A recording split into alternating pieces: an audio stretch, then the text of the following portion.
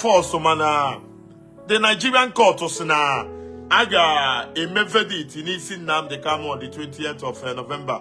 And a lot of us are not worried. Well, particularly myself, I'm worried. That is why but I have to do this broadcast. I want you to host a watch party. Copy the link to your friends on Twitter, on Instagram, or Messenger. Copy the link of this broadcast to every Igbo platform in America, in Germany, UK, in Japan, in Senegal, even here in Igbo land.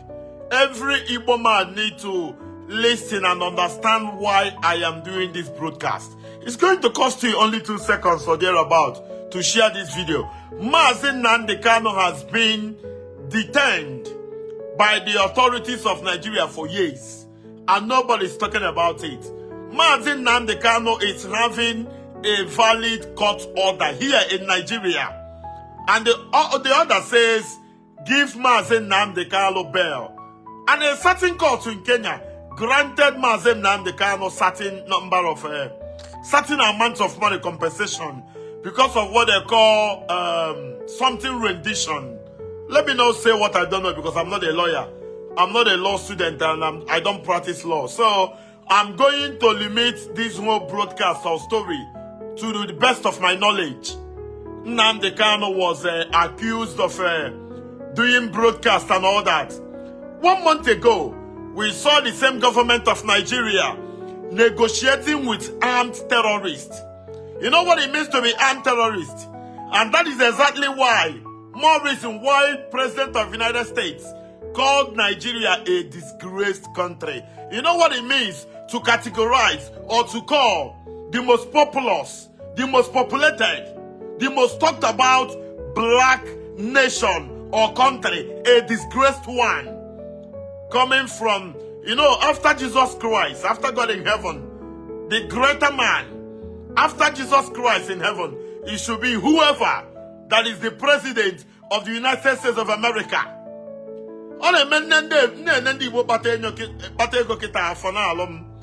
Ojukwu was in same scenario. Sometime during the war, Ojukwu had to flee from Nigeria to Ivory Coast. And who fell to Buai? Then president of Ivory Coast gave Ojukwu shelter. Ojukwu na Yakubu Gowon no Norogo. Ojukwu na Ivory Coast. Yakubu Gowon no Nigeria. Oliver the Coke wait ye gusi. No onye nwanne ya no n'ụzọ. N'ife olili ada agụ ya. N'ụra ada atụ ya. Osike kabiken bo Ojukwu. Chukwu emeka odimego Ojukwu yesi na Ivory Coast. Yakubu Gowon who onye betray. Yakubu Gowon was the man who went against the Aburi Accord. Osi na onye nwanne ya no n'ụzọ. N'ife olili ada agụ ya. N'ụra ada atụ ya. Shehu Shagari was the president of Nigeria. Alex Ekwueme of Oko was the vice president. Ndi Igbo ji wee biri. Desam Mbakwe, then governor of Imo State. Governor of Anambra State, Jim Ifeanyi Chukwumobodo. Somebody like Kemafia, Chubo Kadibo. Somebody like Nwafo Orizu, Akweko Orizu.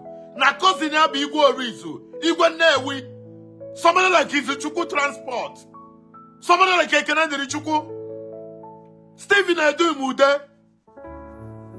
Asi ke ihe na-eme. Agba Ekwueme, asi abata.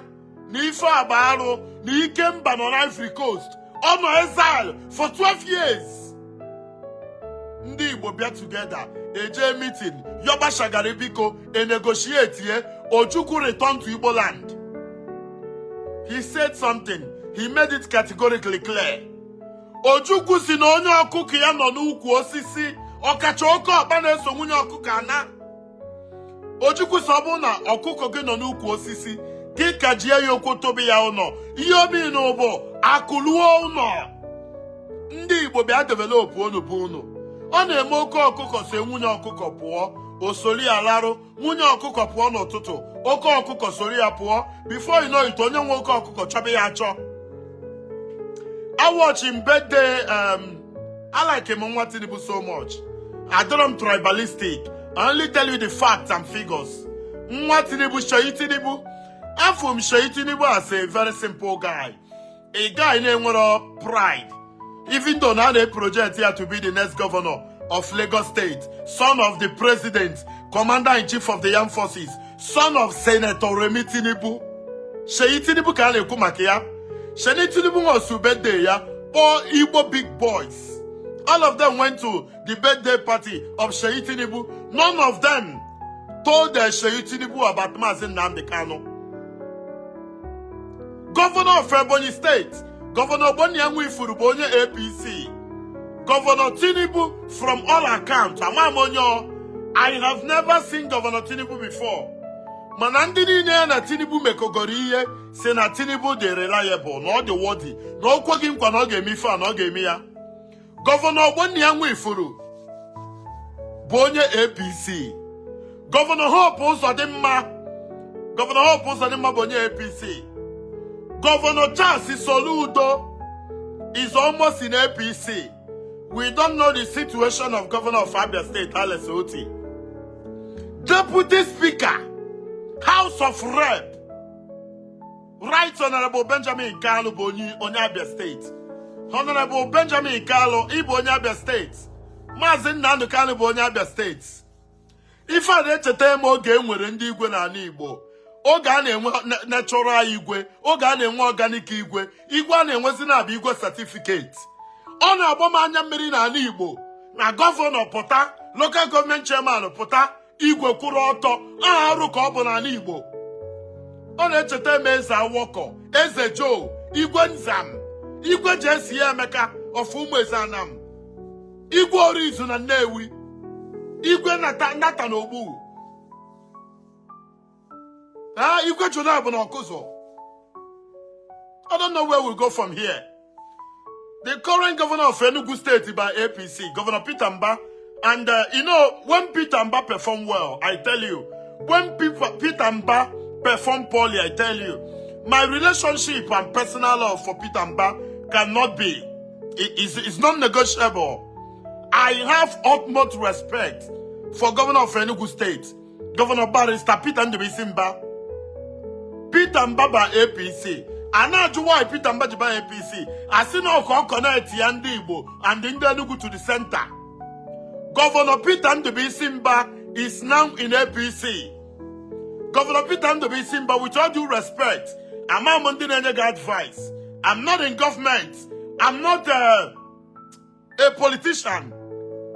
Governor Peter Nnamdi Kanu, if you want to win the heart of Igbo people, go to Abuja. You are in Abuja.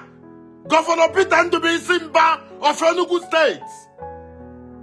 95% of Igbo people want to see Nnamdi Kanu released. Nobody cares about your re-election. You are going to govern Enugu State for 8 years. Governor Peter Mba, Afungi the other time with the Air Force. You were flying with Air Force on national assignments. Your son, your brother, is languishing in DSS custody in Abuja. Governor Nnamdi Kanu,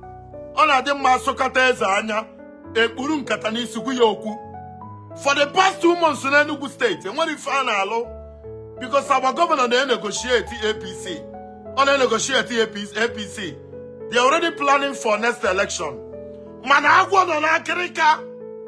Somebody should copy this message, send it to the governor of Enugu State.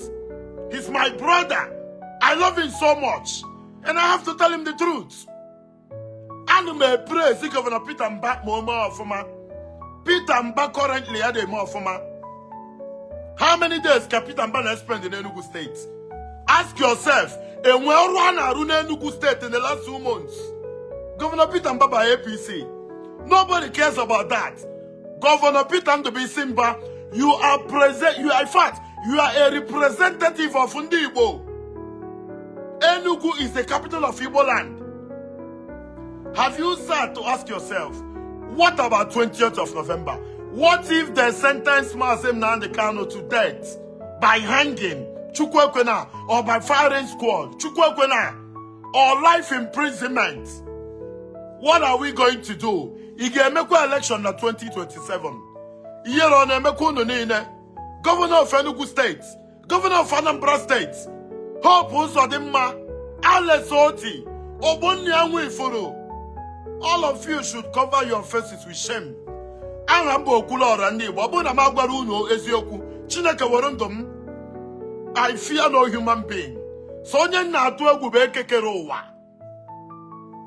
Oliver Lukoku si na onye nwanne ya nọ n'ụzọ, n'ụra ada atụ ya, n'ihe oriri ada agụ ya. O si na eme nwata ka emere ibi ya, obi dị ya mma. With all due respect, I'm going to mention names. Asari Dokubo, Government Tompolo, His Royal Majesty Ateketom, Amayanabo for Kereka. Somebody like Sunday Igbo, with all due respect, Amayanabo for Kereka. Igwe no Kereka Ateketom. Nde we similar issues with federal government of Nigeria. Their people went to federal government and negotiated. Nobody in Igbo land want to talk about Nnamdi Kanu. Nobody want to talk about the court judgment he obtained. Nobody want to talk about the compensation. Everybody want re-election. Governor Soludo, if you like, you govern Anambra for 50 years. One day, nature is going to retire you. Governor Peter Ndibi Simba, if you like, rule Enugu State for 50 years. Nature is going to retire you. And I tell you people one thing. One day, Igbo youths are going to rise against all of you. All of you are selfish. Governor Peter Ndibi Simba, you connected to the center. You connected to APC. What are the dividends? Nnamdi Kanu was called in Enugu, I think in 2019.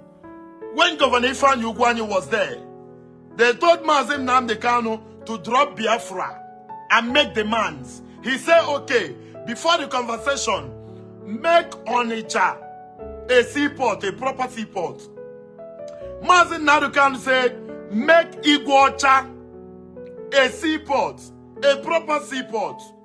Construct second Niger bridge. Make Enugu airport, an international airport. Is this too much to ask? Onye obuna no na Enugu mana Peter Mbe birozi na Enugu. I love Peter Mbe so much, man adem atu ya egwu. Any den toro mmadu ibe m egwu Chineke were ndom. As the federal government nye our governor of Enugu State contract. Ije rehabilitate all the police facilities in Nigeria. Governor of Enugu State is now moving with presidential air force. Governor of Enugu State. Is it not high time to take 1 minute and say, Mr. President, my people, Igbo people are clamoring. They are demanding. They want the unconditional release of Nnamdi Kanu. Is it too much? And I'm Enugu. When if I run Enugu now? As of 6 months ago, Enugu was one of the fastest rising city or state in Africa. Everything is on hold because our governor moved to APC, and we were told that if you go to APC, everything is going to be easy. Governor Peter Ndibi Simba, where is your conscience? People of Enugu are lamenting. People are complaining. Soludo na Agboegu, a professor without dignity, a professor without integrity, a professor without shame. Governor Soludo doesn't behave like a professor. Onabasi na madu a professor, onwenu stays, onwen composure, or how to talk. Governor Soludo of almighty Anambra State is turning into a stand-up comedian. Alex Oti, Nnamdi Kanu, by the virtue of state and origin, is from Abia State. Governor Hope Uzodimma, Abia ni Imo bụ fiye, anyị niile bụ ndị Igbo. Before 1970, in fact, as at 1976, there were only 2 Igbo states, Anambra or Enugu. Anambra and Imo. Enugu and Abia were created in 1991. Ebonyi in 1996. Atuoma Nnamdi Kanu, what are we going to do? Juo onwegi ka ebe Sunday Igbo hono, ka ebe igwe ate kamba warrior no igwe. Ama na ba for krika. They had similar cases with Mazi Nnamdi Kanu. Their people came. Sometimes, so about the personality. It's about pride. It's about identity. It's about the people. Every day, but Mazi Nnamdi Kanu na court. A mayor caricature. Or you know, Fuakwa. For how many years? Our governor in Enugu is flying a presidential jet. Our governor in Enugu is dining with the president, commander-in-chief of the armed forces. Our governor in Enugu is more concerned about the election in 2027. If you win election in 2027, it's remaining 4 years. Before you close your eyes and open it, 4 years will elapse. You are no longer the governor of Enugu State. With all due respect, Mr. Governor. Every day, no Mazi Nnamdi Kanu, let's assume no in 1982, Stephen Edumude, Chubo Kadibo, Oliver the Coke, Dan Ubajaka, Siani Lodibe, Ekenendowa, Deputy Governor of Anambra State. Roy Umeni, I'm a deputy governor of Anambra State then. Alan Sekueme, Oliver Kokunebe, Ndini Nachi Nigeria. Ekene Diruno, Nuna Meguyu Nukora Inankwa. Alahaji Galadima, Osi Ekene Derea. President Shao Shagari, Akenachi Nigeria, Ekene Derea.